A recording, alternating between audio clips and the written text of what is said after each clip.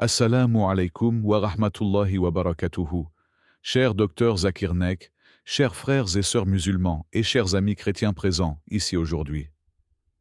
Je suis Hassan Al-Qadim, humble serviteur d'Allah, et c'est pour moi un honneur immense de pouvoir m'adresser à vous tous dans cet espace de dialogue pacifique et de compréhension mutuelle. Aujourd'hui, j'aimerais aborder un sujet très préoccupant qui fait trembler le monde entier. La récente menace de frappe de Donald Trump contre l'Iran et la réaction ferme de l'ayatollah. Ma question pour vous, docteur Zakir Naik, est la suivante. Dans un contexte de tensions internationales et de menaces militaires, comment le Coran nous guide-t-il pour répondre à la colère, à la menace et à l'agression, tout en maintenant la paix et la justice? Wa alaykoum assalam wa rahmatullahi wa barakatuh, cher Hassan, et merci pour cette question profonde et pertinente. Le Coran et la Sunna nous offrent des principes clairs sur la manière de gérer la colère, les menaces et les conflits, que ce soit entre individus, nations ou peuples.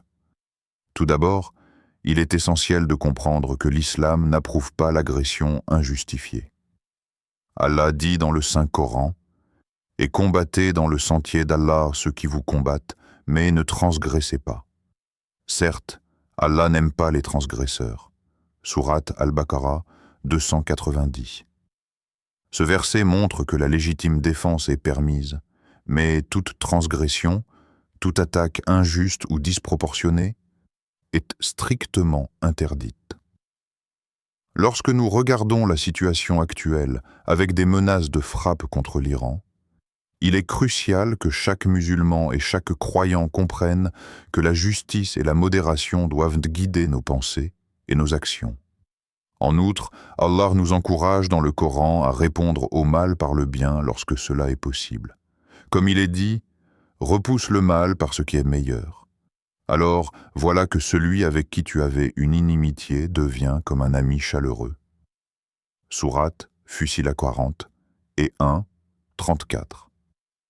Cela signifie que même dans un contexte de tension internationale, le dialogue, la compréhension et la réconciliation doivent toujours être préférés à la confrontation ou à l'agression. Hassan, votre question touche directement à la manière dont les musulmans peuvent influencer positivement le monde. Le prophète Mohammed, paix et bénédiction sur lui, a dit dans un hadith rapporté par Al-Bukhari et Muslim: « Le fort n'est pas celui qui bat les autres par sa force, mais le fort est celui qui contrôle sa colère. » Ainsi, face à la menace, le véritable pouvoir ne réside pas dans la riposte violente immédiate, mais dans la maîtrise de soi, la sagesse et la recherche de solutions pacifiques. Dans ce cadre, les musulmans et les croyants en général peuvent jouer un rôle crucial. Par la prière, le conseil, le dialogue et l'action juste, ils peuvent apaiser les tensions et rappeler à toutes les parties l'importance du respect mutuel. Un autre point fondamental est l'importance de la justice dans toute réaction. Allah dit: « Ô vous qui croyez, soyez stricts dans la justice, témoins pour Allah, même si c'est contre vous-même, vos parents ou vos proches. » Sourate An-Nisa 4, 135. Cela nous enseigne que même lorsque nous faisons face à des menaces internationales, nous ne devons jamais compromettre la justice par peur ou par désir de vengeance. La réaction juste, mesurée et basée sur la vérité est toujours supérieure à une réaction émotionnelle ou impulsive. Hassan, dans ce contexte, les musulmans et les croyants en général sont invités à réfléchir profondément à la situation et à se demander: comment pouvons-nous contribuer à la paix et à la compréhension, plutôt qu'à l'escalade et à la destruction? Le dialogue interreligieux, comme celui que nous partageons aujourd'hui, joue un rôle essentiel. En effet, le Saint-Coran souligne l'importance de la sagesse et du bon conseil dans la communication. Invite au sentier de ton Seigneur avec sagesse et bonne exhortation, et discute avec eux de la meilleure façon. Sourate An-Nahl, CC 125. Cela ne concerne pas seulement le dialogue entre individus, mais également la manière dont les nations et les dirigeants devraient traiter les tensions et les conflits. Le dialogue, la diplomatie et la recherche de solutions pacifiques sont toujours préférables à la menace et à la violence. Par ailleurs, le prophète Muhammad, paix et bénédiction sur lui, a également conseillé aux musulmans de toujours chercher la réconciliation et la paix, même face à une injustice. Réconciliez les gens entre eux et soyez des médiateurs de paix. Hadith rapporté par Al-Bukhari. Ainsi, même si un pays est menacé ou provoqué, la réaction optimale consiste à rechercher la justice, la protection des innocents et la réduction de la haine. C'est là le véritable enseignement du Coran et de la Sunna pour nous guider dans les crises contemporaines. Enfin, je voudrais inviter tous ceux qui nous écoutent aujourd'hui à s'abonner à notre chaîne, à liker, à partager cette discussion et à commenter en écrivant « Allah Akbar », afin que davantage de personnes puissent bénéficier de ce message de sagesse et de dialogue pacifique. En poursuivant notre réflexion sur les tensions internationales et les menaces contre l'Iran, il est important de comprendre que le Coran nous guide non seulement sur la manière de réagir face à la colère et à l'agression, mais également sur la manière de préparer nos sociétés à la stabilité, à la justice et à la coopération pacifique. Allah dit dans le Coran, « Ô vous qui croyez, soyez fermes en justice et témoignez avec équité, même contre vous-même ou vos proches. » Sourate An-Nisa 4, 135. Ce verset souligne que la justice n'est pas seulement une valeur morale, elle est un impératif divin qui transcende les affiliations personnelles, politiques ou nationales. Ainsi, face à des menaces de guerre ou de frappes militaires, la première priorité pour tout croyant est de rechercher la justice et la vérité, et non de céder à la peur ou à la vengeance. Cette approche ne signifie pas passivité, au contraire, elle implique une vigilance constante, une préparation adéquate et une action équilibrée, toujours guidée par l'éthique islamique. Le Coran en enseigne également la patience et la maîtrise de soi face à la provocation. Allah dit « Et soyez patients, certes, Allah est avec les patients. » Sourate Al-Anfal 8,46. La patience ici ne signifie pas seulement attendre passivement que les événements se déroulent, mais faire preuve de sagesse, de discernement et de stratégie dans la réponse aux situations conflictuelles.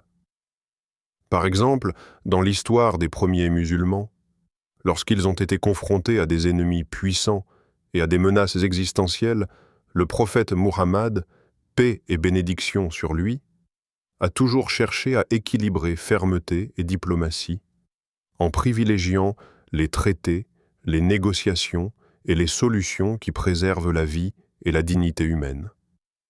Cela montre que dans les relations internationales actuelles, y compris les tensions entre nations comme les États-Unis et l'Iran, la voie recommandée par l'islam est celle du dialogue, de la prudence et de la justice, et non de l'impulsivité ou de la violence aveugle. Il est également crucial de comprendre l'importance de la réconciliation dans les conflits. Le Saint-Coran dit « Réconciliez les gens et soyez des médiateurs de paix. La réconciliation est meilleure. » Sourate An-Nisa 4, 128 à 129. Interprétation. Cette orientation vers la paix et la réconciliation est valable aussi bien pour les individus que pour les nations. Un conflit, lorsqu'il est alimenté par la haine ou l'injustice, engendre davantage de souffrance et de destruction. Mais lorsqu'il est abordé avec sincérité, patience et équité, il devient une opportunité de renforcer la compréhension mutuelle, d'apaiser les tensions et de construire des relations durables basées sur le respect mutuel. En outre, l'islam enseigne que la force véritable ne réside pas dans la capacité à dominer ou à infliger la souffrance à autrui, mais dans la maîtrise de soi et dans l'utilisation de la force uniquement lorsque cela est nécessaire pour défendre la justice et protéger les innocents.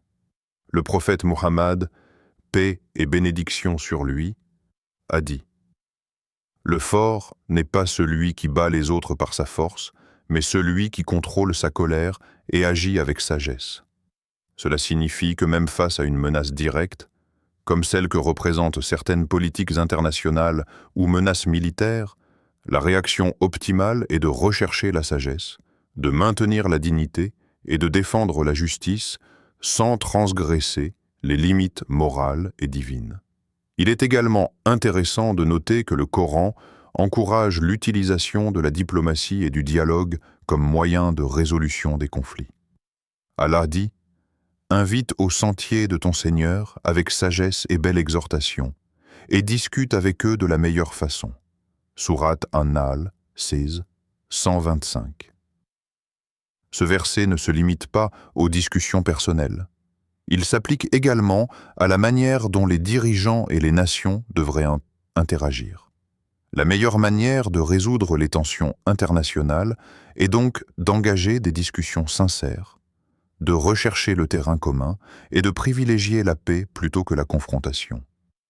Même lorsqu'une nation est menacée, la voie de la diplomatie, des accords et de la médiation pacifique reste supérieure à la violence ou à l'agression. Il faut également rappeler que la violence non justifiée ou la vengeance ne sont jamais sanctionnées dans l'islam. Le Coran déclare « Ne tuez pas la vie qu'Allah a rendue sacrée, sauf en droit. » Sourate Al-Isra 17-33. Toute action qui dépasse les limites du droit et de la justice divin est interdite. Cela s'applique non seulement aux conflits internes, mais aussi aux tensions internationales. Dans le contexte actuel, alors que certains leaders menacent d'utiliser la force contre d'autres nations, il est essentiel que les croyants réfléchissent à ces principes et promeuvent des solutions justes et pacifiques, plutôt que de succomber à l'instinct de vengeance ou à la peur. De plus, l'islam met un accent particulier sur le rôle des croyants en tant qu'agents de paix et de réconciliation. Le prophète Muhammad, paix et bénédiction sur lui, a enseigné « Celui qui apaise une dispute entre deux personnes a mérité la récompense de celui qui a jeûné et prié toute sa vie. » Hadith rapporté par Al-Bukhari et Muslim. Cela souligne l'importance pour chaque musulman de chercher à réduire les tensions et de favoriser la compréhension, que ce soit dans sa famille, sa communauté ou dans les affaires internationales. En d'autres termes, nous avons tous un rôle à jouer pour transformer les menaces et les conflits potentiels en opportunités de dialogue et de coopération. Dans le contexte interreligieux, ce principe est encore plus crucial. Les musulmans et les chrétiens présents ici aujourd'hui partagent la responsabilité de promouvoir la paix et le respect mutuel. En travaillant ensemble, en encourageant le dialogue et en rejetant la haine, nous pouvons créer un environnement où les tensions politiques ou militaires sont abordées non par la confrontation, mais par la compréhension, la médiation et la justice. L'histoire nous montre que les conflits prolongés naissent souvent de malentendus, de préjugés et de manque de communication. Lorsque les croyants appliquent les principes du Coran et de la Sunna, ils deviennent des ponts entre les communautés, capables d'apaiser les tensions et de guider les nations vers la paix. Il est également pertinent de considérer l'exemple de l'islam face aux menaces extérieures dans l'histoire. Les premiers musulmans ont été confrontés à de nombreuses situations où leur survie était menacée par des ennemis puissants, mais ils ont toujours agi en respectant les limites de la justice et de l'éthique divine. Même lorsqu'ils avaient le pouvoir de riposter violemment, ils ont souvent choisi la patience, la diplomatie et la réconciliation lorsque cela était possible. Cela nous montre que la puissance véritable ne réside pas dans la capacité militaire, mais dans la capacité à maintenir la justice, à protéger les innocents et à rechercher la paix. Hassan et chers frères et sœurs, il est donc clair que le Coran et la Sunna nous offrent une guidance complète pour gérer les menaces, qu'elles soient personnelles ou internationales. Face à des leaders menaçants, face à des tensions géopolitiques, nous sommes appelés à agir avec justice, patience, sagesse et équité. Nous devons également chercher à éduquer nos communautés, à renforcer la compréhension interreligieuse et à promouvoir la coopération pacifique. C'est ainsi que nous pouvons transformer un monde de menaces et de peur en un monde où le dialogue, la justice et la paix prévalent. Enfin, je rappelle à tous ceux qui nous écoutent que votre rôle est crucial. En partageant ces connaissances, en pratiquant la justice et en participant au dialogue, vous contribuez à construire un monde meilleur. Je vous invite donc à continuer de vous engager activement, à vous abonner à cette chaîne, à liker, à partager et à commenter en écrivant « Allah Akbar », afin que ce message de sagesse et de paix atteigne le plus grand nombre possible. Chaque acte de partage et chaque discussion constructive peut aider à réduire les tensions, à rapprocher les communautés et à montrer que le véritable pouvoir réside dans la foi, la patience et la justice. La peur, l'injustice ou la colère peuvent pousser les individus et même les nations à agir de manière précipitée. Mais Allah nous enseigne que la justice, la patience et la sagesse sont des valeurs supérieures. Dans le Coran, Allah dit « Ô vous qui croyez, soyez fermes en justice et témoignez avec équité, même si cela va contre vous-même ou vos proches. » Sourate An-Nisa 4, 135. Cette instruction est fondamentale. Elle nous rappelle que la justice ne doit jamais être compromise, même dans des situations complexes où nos émotions sont sollicitées par la peur ou l'injustice apparente. Cela est particulièrement pertinent lorsque nous parlons de conflits internationaux, où les décisions hâtives peuvent entraîner des conséquences irréversibles. En poursuivant cette réflexion, il est important de comprendre que l'islam ne condamne pas la légitime défense, mais il place la limite sur la transgression. Allah dit « Et combattez dans le sentier d'Allah ceux qui vous combattent, mais ne transgressez pas. » Certes, Allah n'aime pas les transgresseurs. Sourate Al-Baqarah 290. Cela signifie que chaque action, même dans la défense, doit être mesurée, proportionnée et guidée par la justice. Les musulmans, tout comme les croyants de toute confession, doivent se rappeler que l'attaque ou la vengeance disproportionnée ne sont jamais justifiées et que la véritable force réside dans la maîtrise de soi et dans la protection des innocents. Le Coran nous enseigne également à répondre au mal par le bien lorsque cela est possible. Allah dit « Repousse le mal par ce qui est meilleur. » Alors voilà que celui avec qui tu avais une inimitié devient comme un ami chaleureux. Sourate Fussilat 40 et 1, 34. Dans le contexte d'une menace internationale, cette approche suggère que même face à l'agression, la voie la plus noble consiste à rechercher la réconciliation, la diplomatie et la coopération constructive. L'histoire de l'islam nous montre de nombreux exemples où le prophète Mohammed, paix et bénédiction sur lui, a choisi la négociation et le dialogue plutôt que la confrontation immédiate, même lorsque ses compagnons étaient sous la menace d'ennemis puissants. Un autre point crucial est la patience face aux épreuves. Allah dit « Et soyez patients, certes, Allah est avec les patients. » Sourate Al-Anfal 8,46. La patience dans l'islam ne se limite pas à attendre passivement. Elle implique la réflexion, la stratégie, la prudence et l'action mesurée. Elle consiste à évaluer les conséquences de chaque décision, à protéger la vie et la dignité humaine, et à agir dans le cadre de la justice divine. La patience devient un outil de sagesse et de diplomatie, permettant aux nations et aux individus de répondre aux crises sans succomber à la peur ou à la colère. Il est également essentiel de rappeler que le rôle des croyants est d'être des médiateurs de paix et de réconciliation. Le prophète Mohammed, paix et bénédiction sur lui, a dit « Celui qui apaise une dispute entre deux personnes a mérité la récompense de celui qui a jeûné et prié toute sa vie. » Hadith rapporté par Al-Bukhari et Muslim. Ainsi, chaque croyant, qu'il soit musulman ou chrétien, a la responsabilité de chercher à réduire les tensions, à favoriser le dialogue et à promouvoir la compréhension mutuelle. Ce principe s'applique également à l'échelle internationale, où les nations peuvent agir comme des médiateurs de paix, guidés par la justice, l'éthique et les enseignements divins. Dans cette perspective, les tensions entre nations ne doivent pas être perçues uniquement comme des conflits, mais comme des opportunités pour démontrer la sagesse, la patience et la capacité à réconcilier. Le Coran dit « Invite au sentier de ton Seigneur avec sagesse et belle exhortation, et discute avec eux de la meilleure façon. » Sourate An-Nahl 16, 125.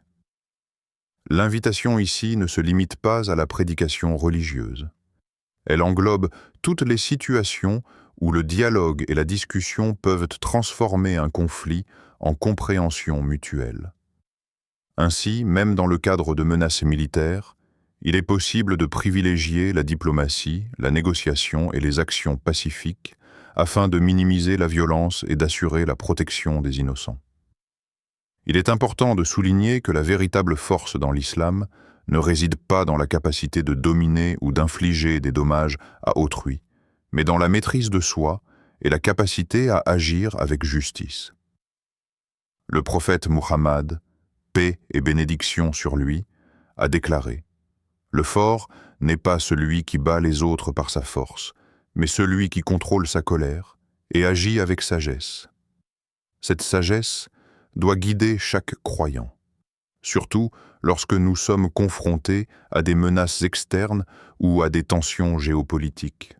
La véritable puissance consiste à défendre la justice, à protéger les faibles et à chercher la paix, même face à des adversaires puissants.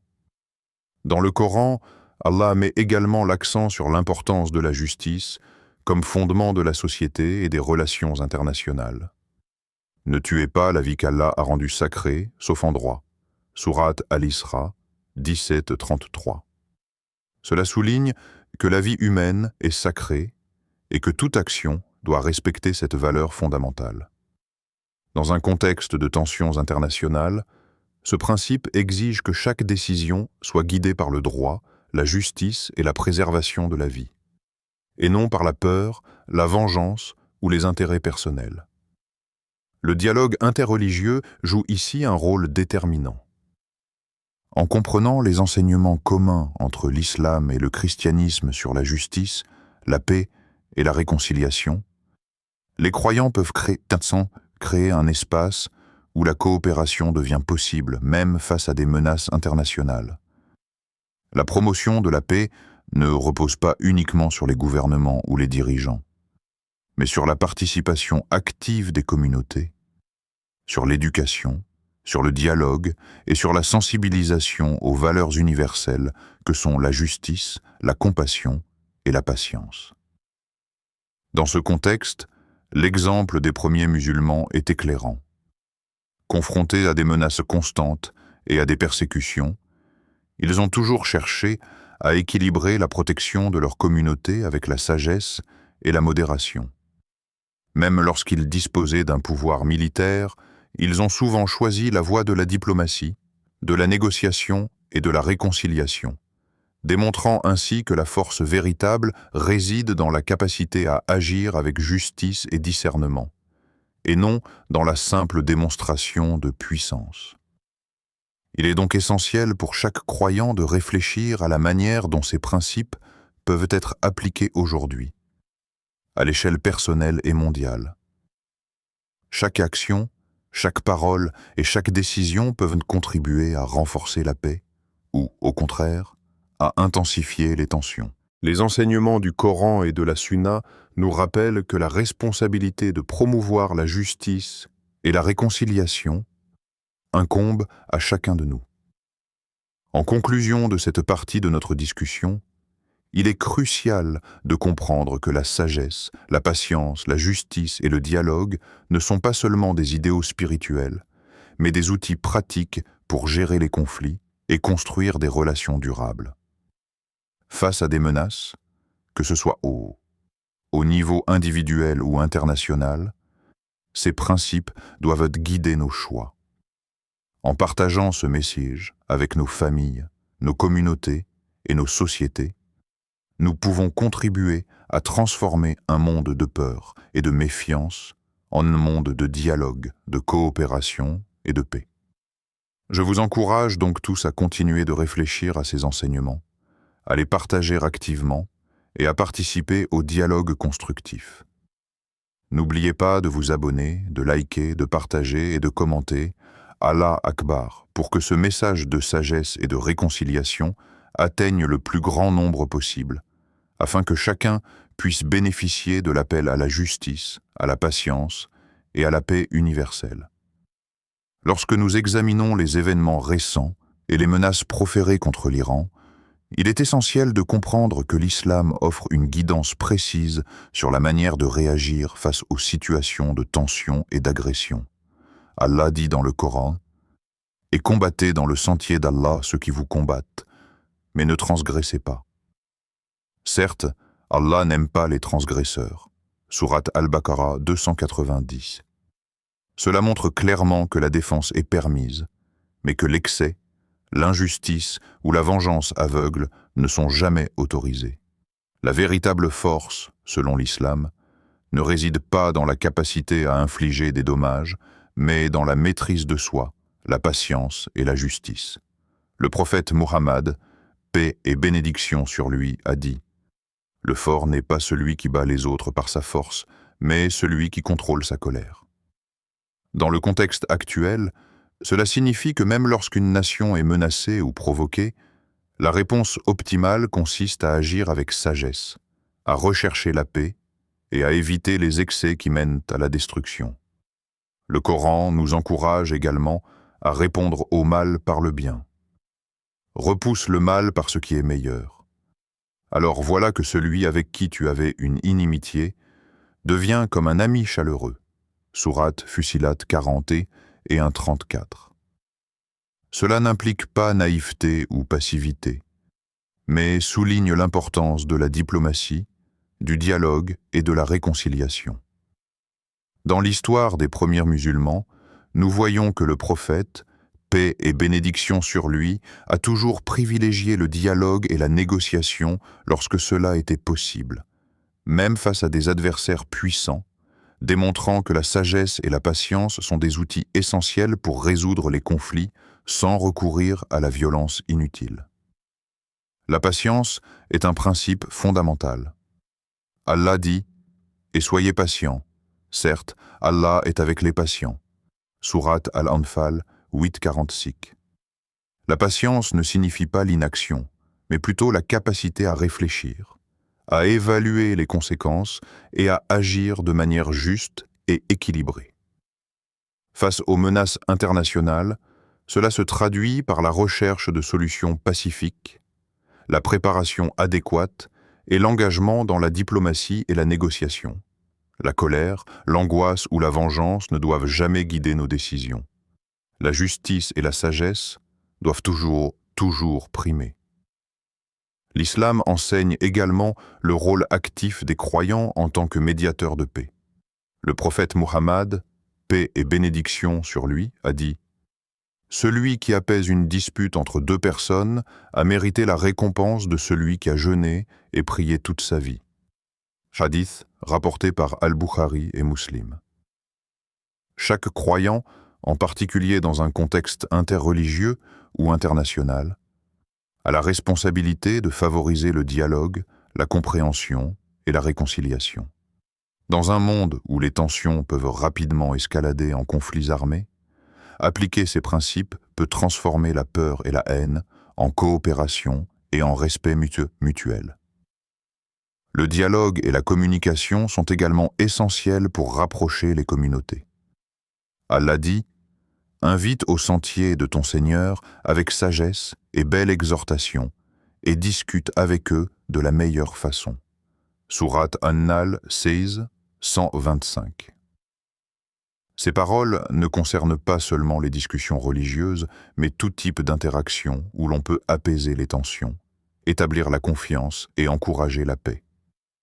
Dans le cadre des relations internationales, cela signifie privilégier la négociation et la médiation, même face à des menaces, plutôt que la confrontation immédiate et la riposte impulsive.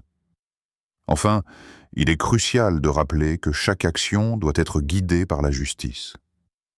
Allah dit « Ô vous qui croyez, soyez fermes en justice et témoignez avec équité, même contre vous-même ou vos proches. » Sourate An-Nisa 4, 135. La justice, la patience et la diplomatie sont donc les clés pour gérer les conflits contemporains et promouvoir la paix mondiale. En appliquant ces enseignements, les croyants peuvent transformer les tensions internationales en opportunités de dialogue et de réconciliation, en construisant un monde où la compréhension mutuelle et le respect de la vie humaine priment sur la peur et la haine. Je vous invite donc à réfléchir à ces principes, à les partager avec vos proches et à commenter Allah Akbar pour diffuser ce message de paix et de sagesse à tous ceux qui nous écoutent. Qu'Allah te bénisse, cher professeur Dr Zakir Naik. Je vous remercie sincèrement d'avoir pris le temps d'écouter ma question avec tant d'attention et de patience.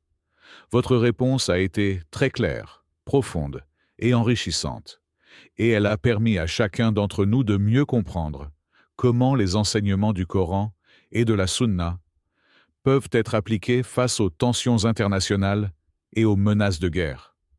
Votre approche, qui met en avant la justice, la patience, la maîtrise de soi et le dialogue, nous rappelle que la véritable force ne réside pas dans l'agression, mais dans la capacité à agir avec sagesse et équité. En écoutant vos paroles, il devient évident que l'islam ne cherche pas seulement à guider nos actions spirituelles, mais également à orienter nos comportements sociaux, politiques et intercommunautaires vers la paix et la réconciliation. Merci de nous montrer par l'exemple que même face à la peur, à la colère ou aux menaces, il est possible de rester fidèle aux principes divins et de favoriser le bien commun. Vos explications ont également souligné l'importance du rôle des croyants comme médiateurs de paix et promoteurs du dialogue entre les peuples et les religions, ce qui est fondamental dans un monde où les tensions sont nombreuses et où l'incompréhension peut rapidement engendrer des conflits. Je suis profondément reconnaissant pour cette opportunité de recevoir vos conseils et votre enseignement, et je prie pour que ces paroles inspirent chacun d'entre nous à mettre en pratique ces principes dans notre vie quotidienne, à travers nos actions, nos paroles et nos interactions avec les autres. Qu'Allah vous accorde santé, sagesse et succès dans vos efforts pour transmettre ces messages universels de justice et de paix. Merci beaucoup pour vos mots, et je vous remercie de m'avoir exprimé votre gratitude de manière si sincère et respectueuse. Je suis honoré de pouvoir partager ces enseignements avec vous et avec tous ceux qui nous écoutent aujourd'hui. Il est important que nous comprenions que le dialogue, la patience et la justice ne sont pas seulement des valeurs spirituelles, mais également des outils puissants pour construire des sociétés pacifiques et harmonieuses. Je vous invite donc, chers frères et sœurs, à vous abonner à notre chaîne Paroles d'Al-Islam, à aimer cette vidéo, à la partager avec vos proches et à participer activement dans les commentaires en posant vos questions concernant le script ou sur tout sujet lié au dialogue, à la paix et à la justice. En posant vos questions, vous contribuez à approfondir la compréhension et à promouvoir le dialogue interreligieux et interculturel. Que vos interactions soient guidées par la sincérité et la recherche de la vérité, et que nous continuions tous ensemble à apprendre, à réfléchir et à appliquer les enseignements divins dans nos vies, pour que la paix et la justice prévalent dans nos communautés et dans le monde entier.